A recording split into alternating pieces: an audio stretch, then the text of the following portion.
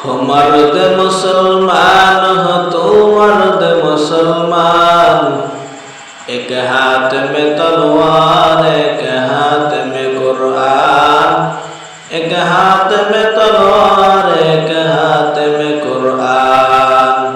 तौहीद तो सीना में हमानत है हमारा, आशा नहीं मिटाना नमो निशा हमारा, आशा नहीं मिटाना नमो निशा हमारा।